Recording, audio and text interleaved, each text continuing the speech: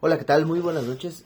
Mi nombre es Daniel Mauricio Salazar Pineda, estudiante de la maestría en Ciencias de la Educación, y el video es formativo como parte de la actividad número 2. Muy bien, el tema del cual vamos a estar hablando es un tema importantísimo y el cual acude demasiado en el lenguaje científico de nuestra sociedad, el cual es la suplementación y complementación deportiva. Si bien yo estudié la licenciatura en nutrición, esto es para empapar a la comunidad para empapar a la sociedad en general, ya que no todos cuentan con este lenguaje científico con el cual pueden empezar a obtener diversa información, ya que podemos encontrar, de acuerdo a las tecnologías de la información y la comunicación, diversos medios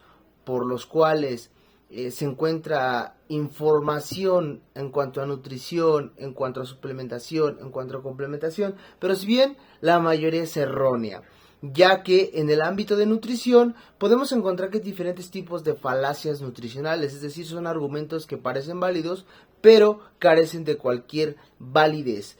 Hablando enteramente de la suplementación y de la complementación, hay que tener en cuenta primero una cosa.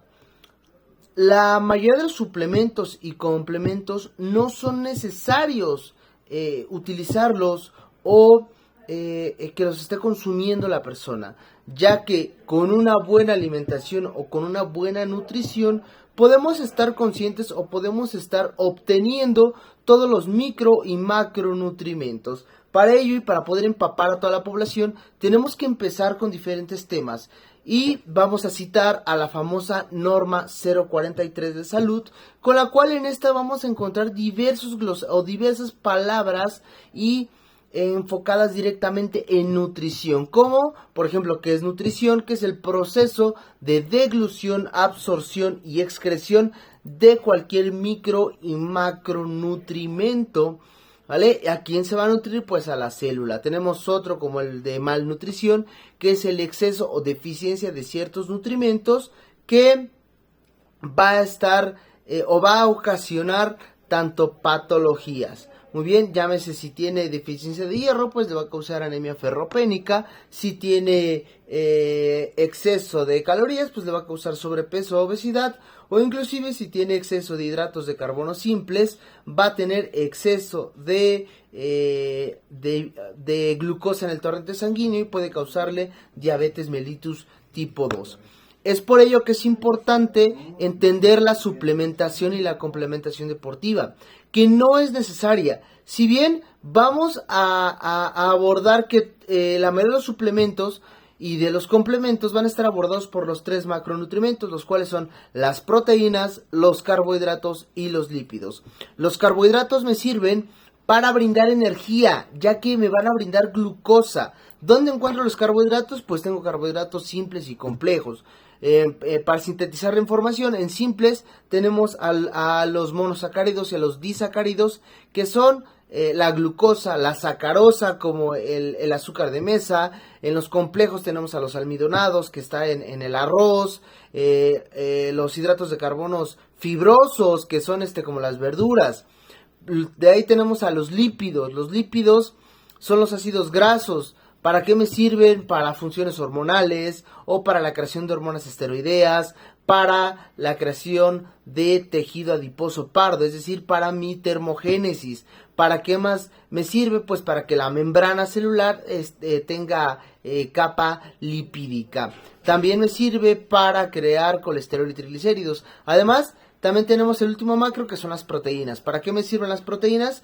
Para crear o la creación de inmunoglobulinas, para fortalecer mi sistema inmunológico, para crear proteínas que yo propiamente voy a estar creando, como colágeno, elastina, queratina, para crear, inclusive reparar tejido conectivo. Antes de reparar masa muscular, vamos a hacer todas estas funciones que requiere mi masa muscular. ¿Para qué más? La proteína. ¿Para qué más requiere la proteína? Pues para la creación de hormonas peptídicas, como cuál, como insulina, hormona de crecimiento, glucagón. Muy bien, entonces, ya entrando en tema, vamos a percatarnos que todos los suplementos y complementos van a depender o van a ir directamente sobre los macro y los micronutrimentos. Y de aquí voy a acudir a una referencia científica, es la cual la Asociación Australiana del Deporte, donde en dicha Asociación Australiana del Deporte vamos a dividir a los suplementos en 4 grupos: grupo A, grupo B, grupo C y grupo D. En estos 4 grupos se van a diferenciar de esta forma por la evidencia científica, es decir, palabras sencillas, los suplementos que sí funcionan y que sí sirven.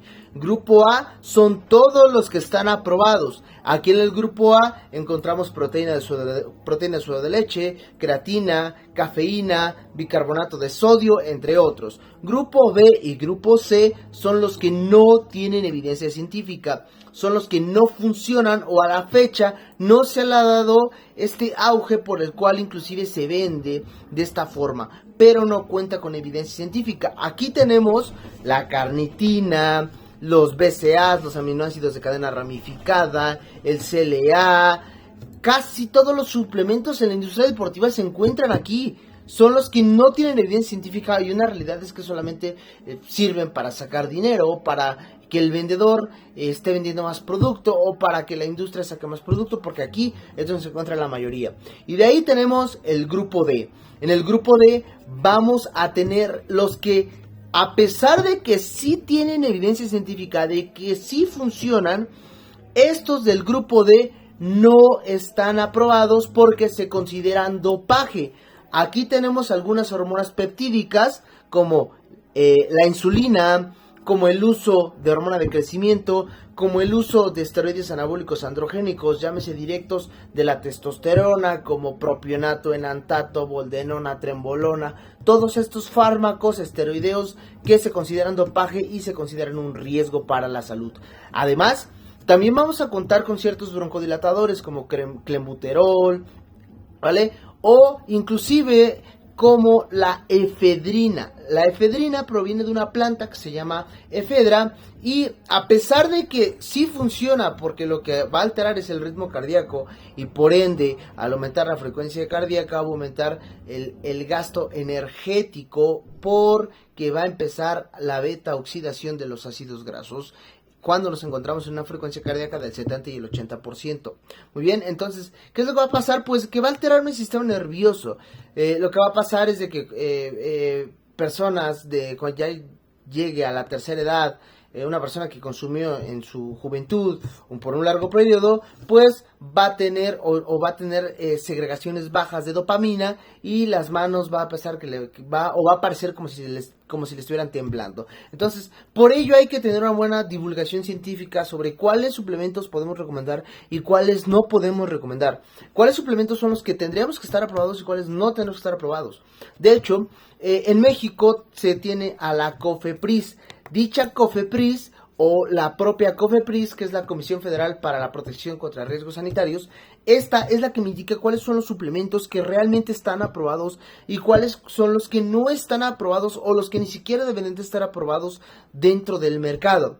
Dicho así, en la industria deportiva tenemos que entender que la mayoría de los suplementos deben de estar, antes de meter una suplementación o una complementación deportiva, deberíamos de meter primero o mejorar primero la alimentación. Deberíamos de mejorar primero los alimentos. Por ejemplo, se tiene mucho el auge de consumir proteína en polvo. El que sí tiene evidencia científica es la proteína whey protein, la proteína suero de leche. De ahí podemos experimentar de que hay muchas ramas, pero esta proteína la podemos primeramente brindar como alimento. Primero yo la puedo brindar como alimento y posteriormente yo la brindo como suplemento. Por ello es importante esta divulgación científica, que se tenga un correcto un correcto conocimiento de qué suplementos sí puedo y no puedo consumir, y con cuáles voy a estar tirando completamente mi dinero a la basura. Entonces, es muy importante seguir estas normas, seguir artículos científicos que sí funcionen, seguir artículos científicos que sí tengan auge científico, y no nada más ir por la divulgación de boca en boca, que es el que menor aprobación científica tiene. Debemos hacer estudios de caso clínico, y una gran variedad que existe para poder obtener y para poder verificar este gremio científico. ¿Qué es lo que tendremos que hacer? Pues otorgar estas fuentes confiables. ¿Y por qué nos basamos mucho en la Asociación Nacional del Deporte? Porque dicha asociación está basada por el Comité Olímpico. Ya depende del deporte por el cual esté ubicado, por el cual el deporte esté obteniendo una ventaja, por decirlo así, pues ya va a depender del que lo esté sabiendo utilizar, ¿no? Por ejemplo, en el grupo de la A tenemos inclusive los electrolitos o la utilización de bebidas deportivas. Entonces, por eso es importante saber, por eso es importante conocer cómo es que yo voy a estar obteniendo o cómo es que yo voy a estar suplementando al propio atleta. ¿Por qué? Porque les vuelvo a comentar, tenemos diferentes o muchos suplementos que no se encuentran o que no se encuentran aprobados o que no tienen evidencia científica, ¿vale? Como inclusive algunas llamadas peptonas, enzimas, aceite de pescado, aceite de zinc, ¿no? O sea, todos esos suplementos no cuentan con evidencia científica. Por ejemplo, el ácido linoleico conjugado, que es el famoso CLA. El CLA es un ácido graso, inclusive lo podemos encontrar en el omega 6, pero en el omega 6 está como ácido linoleico. Entonces, no le va a brindar una capacidad de beta-oxidación o de oxidación, porque así se promueve como venta de suplementos, pero lo que le va a ayudar o lo que le va a brindar son ácidos grasos, que yo principalmente puedo encontrar en los alimentos, principalmente puedo encontrar en la comida, principalmente van a estar en la propia comida y en los propios alimentos. Por ello es indispensable saber cuáles suplementos se encuentran en esta clasificación. Y por ello es que yo acudo a esta referencia o a esta referencia tan importante en el gremio de nutrición deportiva. Hay que entender algo, que la nutrición deportiva no es nada más meter cantidad de suplementos, meter suplementos porque yo veo en la tele, porque veo un comercial, porque así se maneja la publicidad. Y como empresa, pues está bien. Si fuera su empresa, pues también les convendría vender más. Pero lo que sí tienen que saber, pues, cuáles son los suplementos que funcionan y cuáles son los que no tienen evidencia científica. Dicha evidencia científica debe estar avalada y dicha evidencia científica debe estar comprobada. ¿Por qué?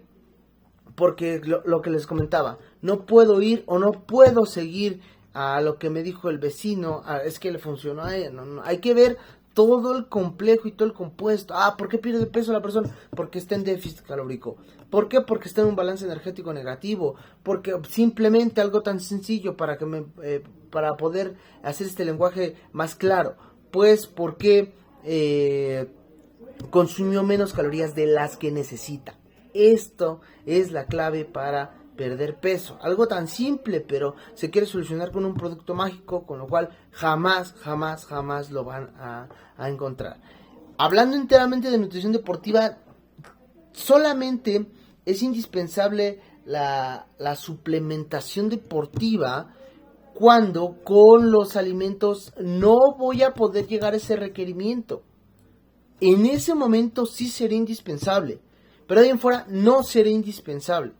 ¿Por qué? Porque con la alimentación yo puedo llegar. Con la alimentación yo puedo llegar a una correcta nutrición deportiva. Hablando de nutrición deportiva, porque son dos cosas diferentes, la nutrición deportiva y la nutrición para el cambio de la composición corporal.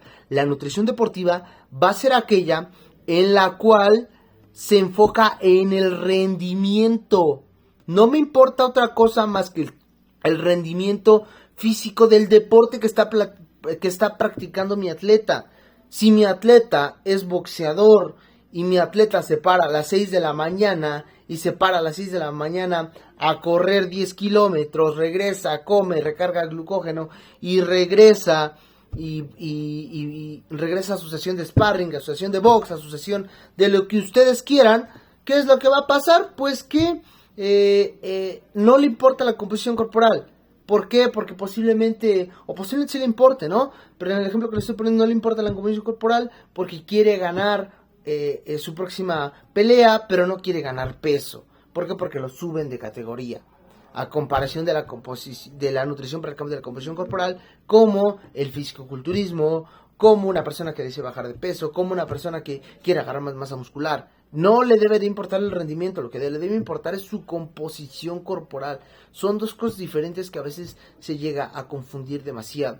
Pero entonces, tenemos que buscar la evidencia científica. No tenemos que buscar ciertos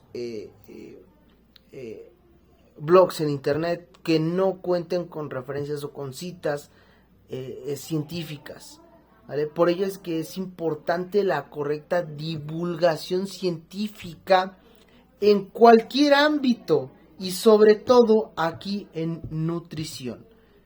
Me despido, mi nombre es Daniel Mauricio Salazar Pineda de la maestría Ciencias de la Educación.